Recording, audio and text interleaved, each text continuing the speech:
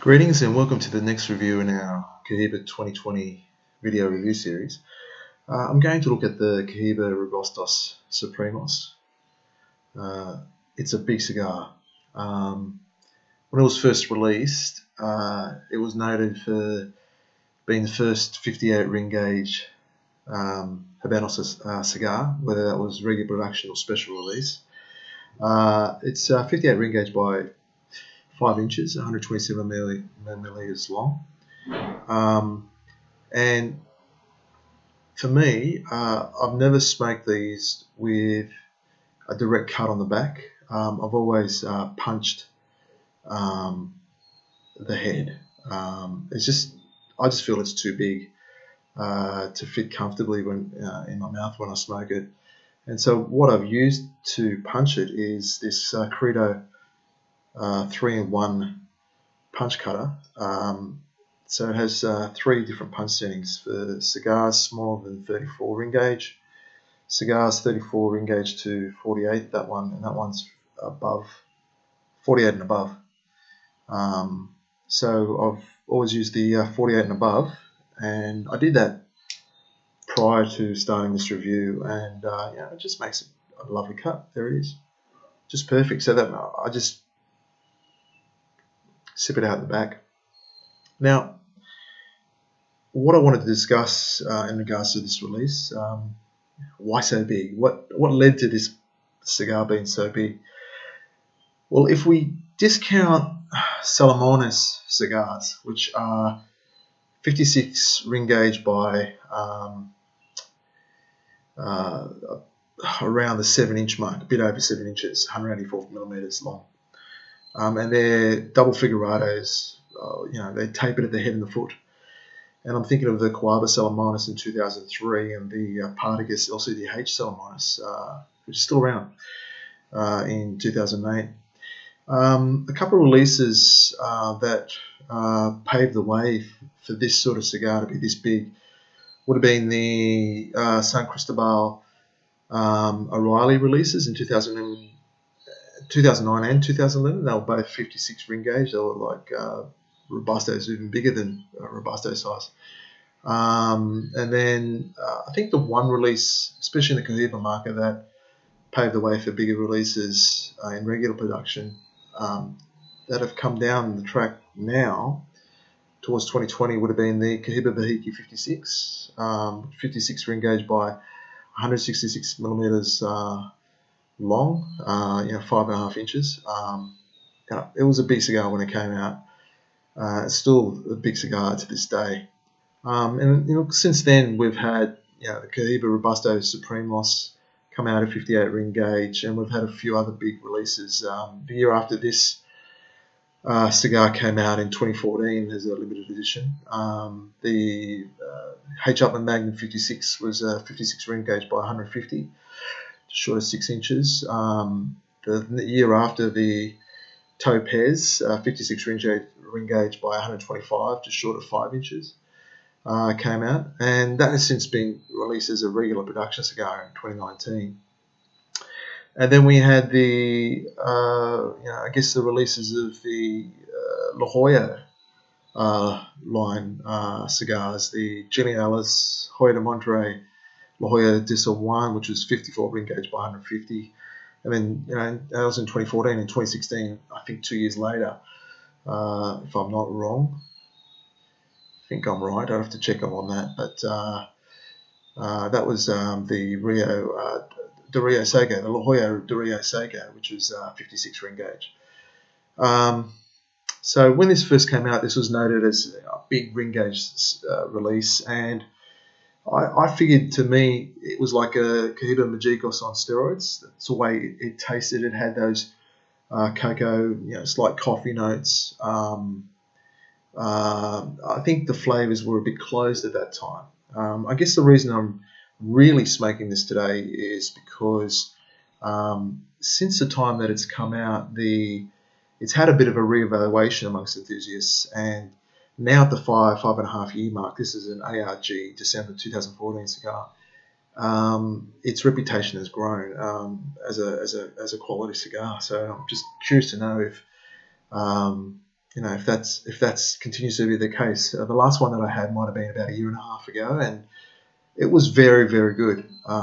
It was better than what I had smoked the first initial ones when I bought my initial box, initial 10 count box in late 2015. The initial cold draw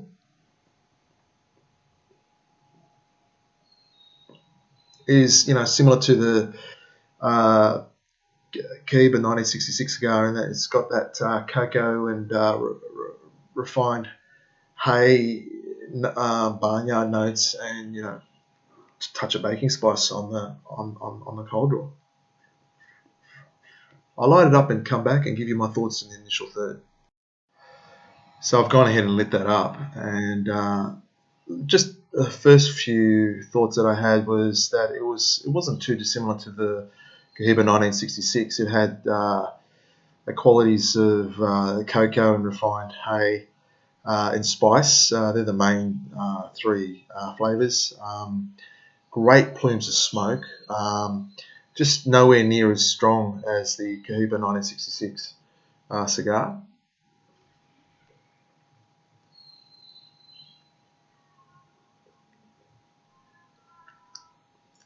And it really leaves an impression on the palate. I did mention in another review in this series that Ben SSA categorises large ring cigars as leaving a rich flavour on the palate in comparison to the smaller ring gauge cigars, 42 ring gauge 40 and under, which are intended to leave a sharper taste on the tongue, and as such they don't have ligero leaf in it. So I would agree, both the 1966 and this 2014 Robustos Supremos, which incidentally was the next Cohiba limited edition to come out after the 1966 limited edition in 2011.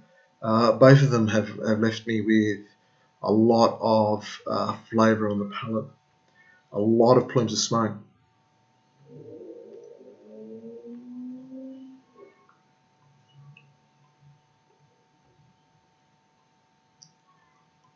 And a similar honey, almost licorice sweetness. I've got to smoke a bit more to work out exactly what I think.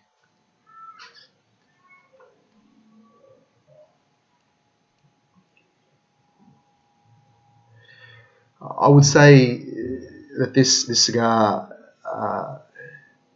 is more related to the Cohiba Maduro line than only in the sense that I always thought of it as a Majicos on steroids. I called the 1966 cigar Cohiba Siglo 6 on steroids, and I think of this, as a Majicos on steroids, and so it has had that, it's more of that coffee flavour, not too much, but I wouldn't classify the sweetness as more honey in this, but there's not too much of that coffee flavour or the honey sweetness in it. The main flavour is that cocoa and refined hay and the spice.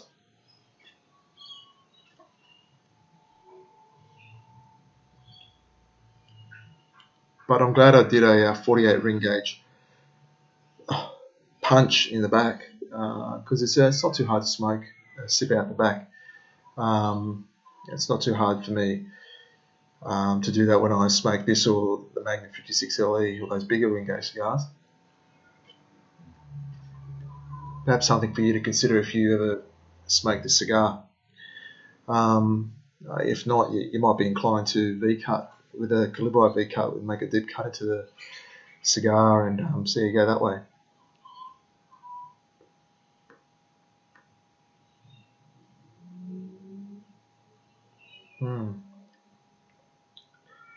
Yeah, it's a nice combination of flavours so far.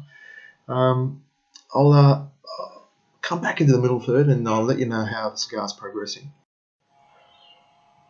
So we're into the middle third, and the cigar has settled somewhat. It's settled into more of consistent cocoa refined hay and spice combination that I mentioned before. But in terms of intensity, it hasn't picked up in intensity.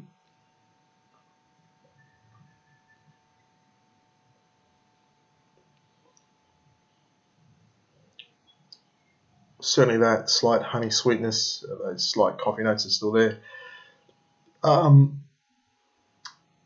It's look, just thinking before I came back on air how big the bands are. This is one of those releases where the band G with the hologrammatic features in the band came into being, and all these 2014 limited edition cigars had band big G's on them, but because it's only 5 inches big, it makes the band G and the 2014 edition Limitada band really, really big. So it made me think that when I come to the final third and give my concluding thoughts, I'm going to have to take the bands off, which I will, because look, you can see how much of the bands take up there, and it's, not yet at the halfway point.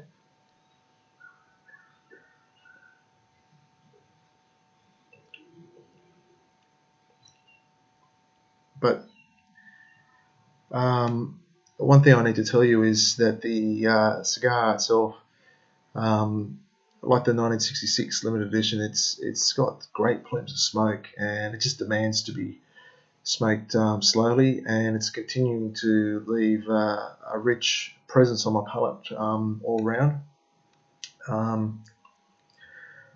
It's a heavy cigar, much like the 1966 LE was. Just pushing the bands down now.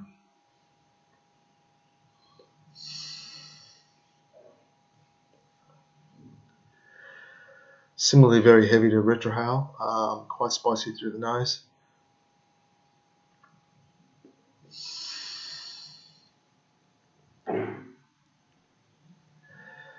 Very, very strong through the nose.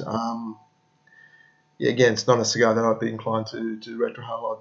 I would retrohale personally cigars that are much, much more refined and smoother than this.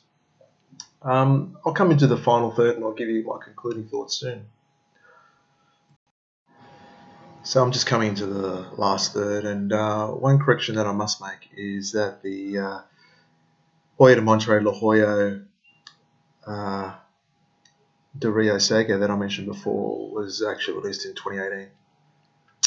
So there you go. But it was a significant release because it was a 56 ring gauge cigar by 140 millimeters long, and the next year, as I mentioned before in the review, the Trinidad Topaz limited edition from 2016 became a regular production cigar in 2019, and that's also 56 ring gauge. So wouldn't be surprised if more regular productions cigars are this size.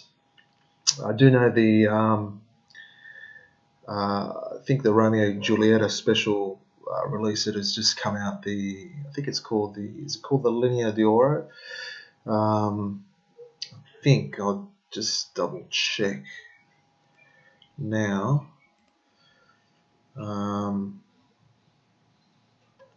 Linea Oro.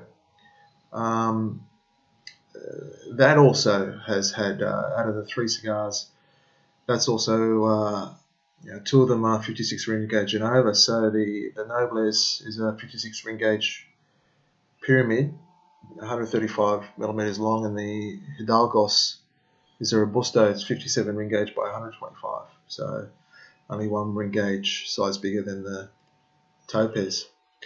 So there you go. One thing I did remember about the cigar, and it did spark my memory, is I did remember that I always felt like I was sipping it out of the back, taking small sips, because it's a type of cigar that has a high smoke output. It's a very rich cigar. It's certainly been true of this cigar, and I think it's been true of the Robustos Supremos cigars that I've had in the past.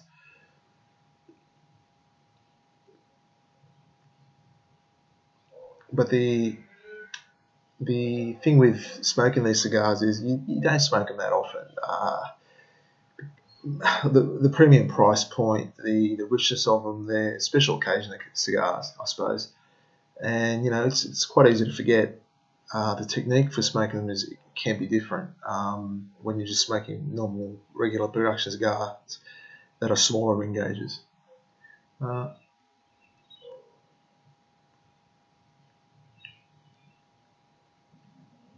It's settled really nicely. It has that really nice refined baking spice element to it in the final third that I'm really enjoying. And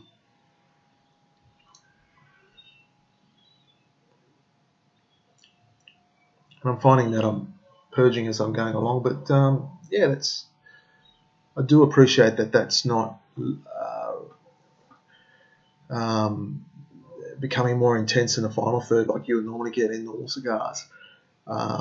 Similarly, I think, to the 1966 limited edition that I had in the previous review. They were quite smokable down into the final third. Well, I hope you've enjoyed this review also. Thank you for your time. I look forward to seeing you in the next review. Until that time, happy smoking.